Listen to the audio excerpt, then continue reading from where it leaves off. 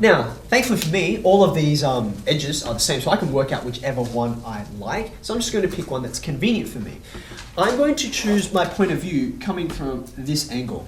Okay, so I'm going to try and work out what AB is. I want to try and draw a diagram that will show me what AB is, and then I can work out the side length from. I can work out the area of the square from there. Okay. So if I'm standing over there, right?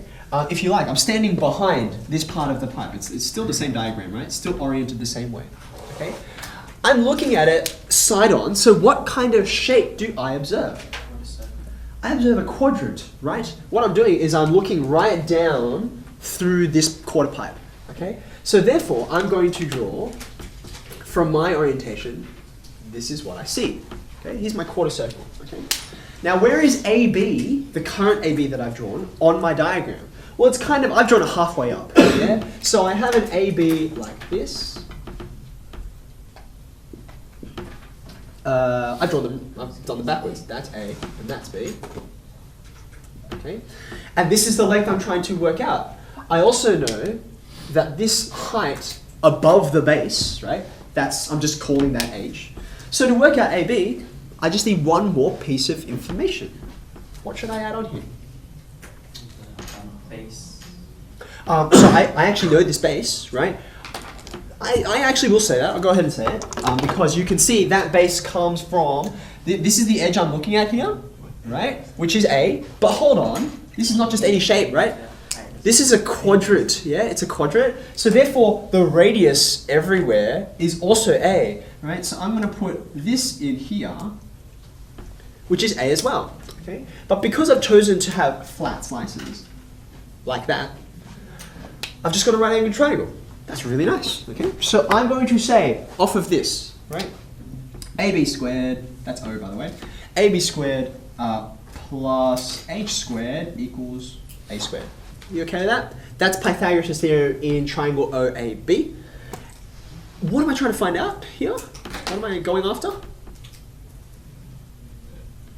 I'm trying to find AB. I want AB because that's the side length of this square, which will give me the area from which I can calculate the volume. Okay, so therefore I'm going to make AB the subject.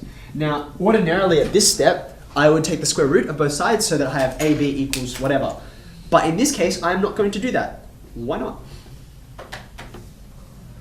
Why was I working out AB again? Because you want the area. Because I want the area of a square. Well, the area of a square is a side length squared. So I already have it. It's done. I don't need to take the square root and then square that again. That's just extra work. Okay. So that is area of cross section.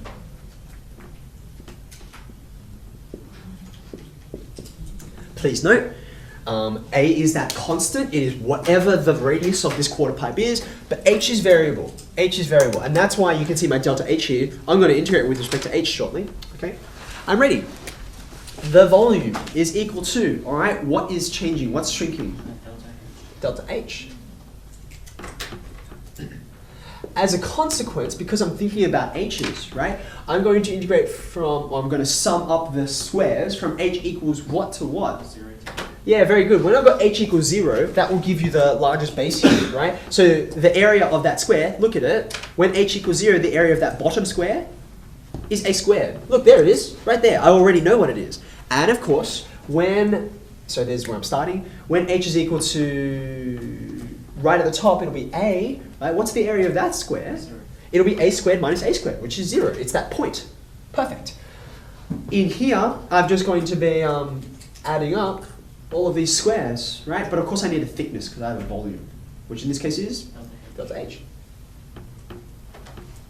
Okay, brilliant. Let's evaluate this thing.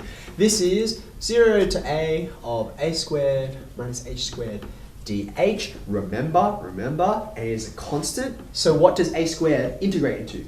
A squared. A squared H. It's just a constant. H squared then turns into? Third H cubed. Mm-hmm. And then you're going from 0 to A. Okay? So what are we going to end up with? A cubed, a third A cubed, and 0. So that looks to me like 2/3 of A cubed. Okay? So let me reiterate, and you'll start to get a sense of this, right? The actual integration, even the geometry, is not complicated, right? It's just seeing your way through the diagram and having to be patiently, drawing diagram and then another diagram and then another diagram to work out what's going on.